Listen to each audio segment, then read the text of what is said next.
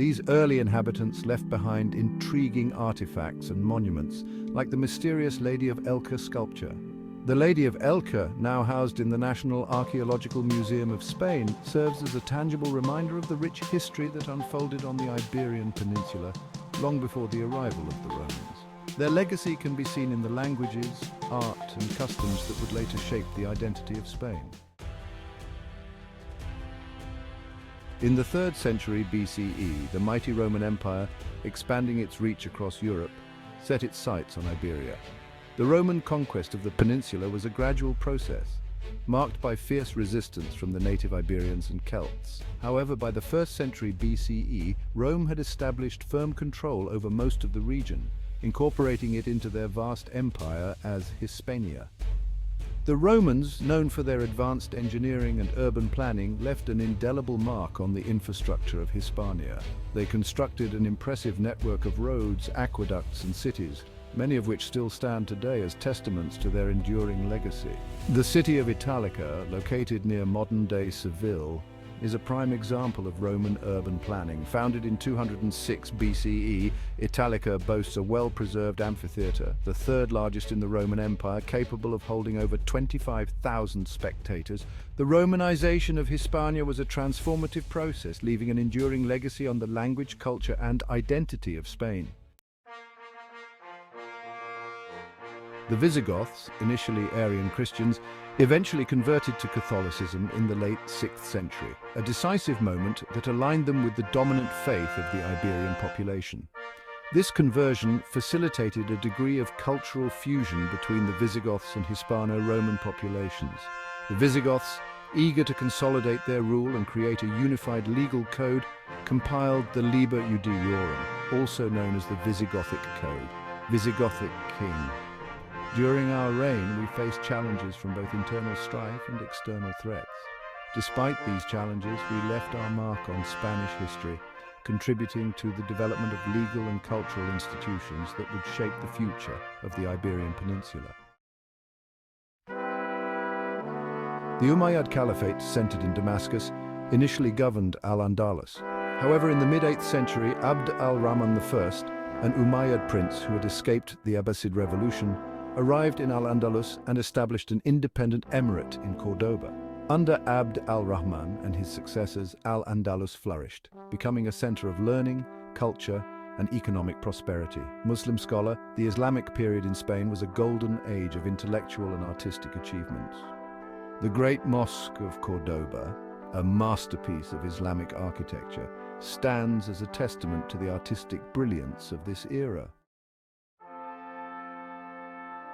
Section 5. The Reconquista, a gradual reversal. While the Islamic conquest of Spain was swift, the Christian reconquest, known as the Reconquista, was a gradual and protracted process spanning over 7 centuries.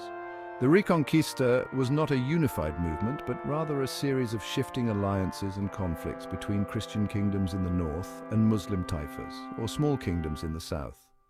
In the early centuries, the Christian kingdoms were weak and fragmented, but as they gained strength and territory, the tide began to turn. The Battle of Las Navas de Tolosa in 1212 marked a decisive turning point in the Reconquista, significantly weakening Muslim power in Iberia and paving the way for further Christian advances. As the Christian kingdoms pushed southward, they engaged in a process of repopulation or repopulation of newly conquered territories. This process of conquest, repopulation, and cultural assimilation had a profound impact on the development of Spanish society. Section 6. Unity and Exploration, Spain's Golden Age. The year 1492 stands as a pivotal moment in Spanish history, marking the culmination of the Reconquista with the fall of Granada, the last Muslim stronghold in Iberia. This momentous event coincided with the marriage of Ferdinand II of Aragon and Isabella I of Castile in 1469, uniting the two most powerful kingdoms in Iberia under a single crown. Queen Isabella, driven by a desire to spread Christianity and expand our influence, Ferdinand and I agreed to sponsor Christopher Columbus's daring voyage across the Atlantic Ocean in search of a western route to the East Indies. Columbus's voyage, though he landed in the Americas rather than Asia, had far-reaching consequences, marking the beginning of European colonization of the Americas and ushering in an era of global exploration and conquest. Spain's newfound wealth and power from its American colonies fueled a golden age of arts and culture.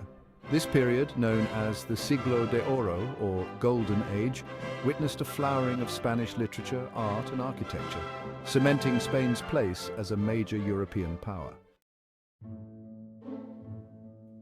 Section 7, a waning empire and internal struggles. While the 16th century witnessed the height of Spanish power and influence, the 17th century brought new challenges and a gradual decline. Costly wars against rivals like England, France, and the Dutch Republic drained Spain's treasury and weakened its grip on its vast empire. Internal problems, including economic stagnation, inflation caused by the influx of silver from the Americas, and a rigid social hierarchy, further exacerbated Spain's woes.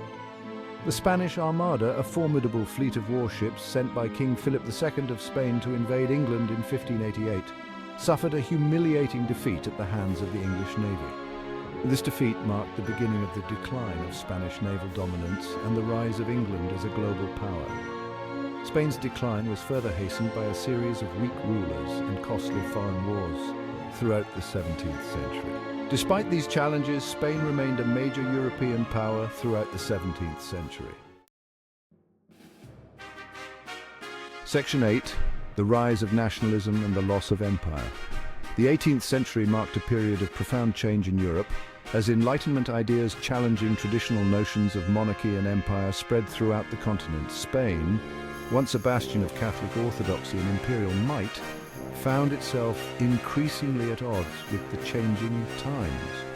The War of the Spanish Succession from 1701 to 1714, sparked by the death of the childless Charles II of Spain and the subsequent succession crisis, had a profound impact on Spain's fortunes.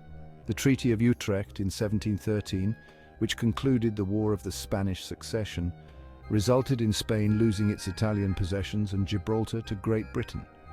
This loss of territory, coupled with the growing influence of French Enlightenment ideas within Spain, contributed to a period of reform and introspection. Under the Bourbon monarchs, particularly Philip V and Charles III, Spain underwent a series of administrative, economic and military reforms aimed at modernizing the country and restoring its prestige. However, these reforms, while ambitious, were often met with resistance from vested interests and failed to address the underlying problems plaguing Spain. Section 9, Civil War and Dictatorship, a dark chapter.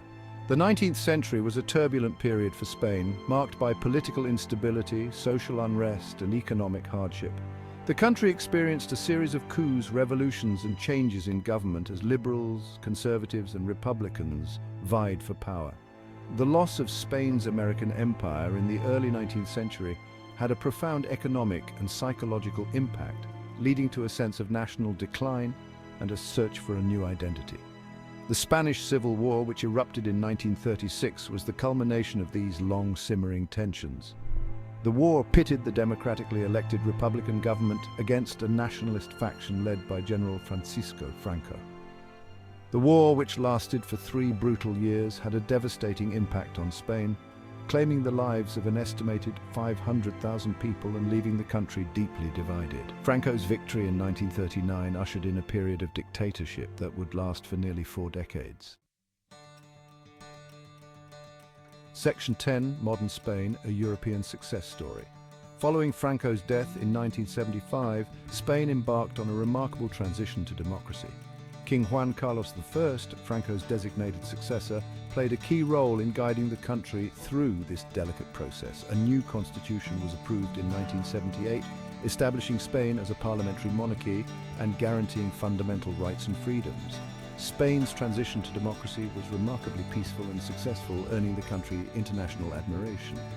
In 1982, Spain joined NATO, signaling its commitment to Western alliances. 4 years later, in 1986, Spain joined the European Economic Community, the precursor to the European Union, marking a decisive step in its integration into the European project.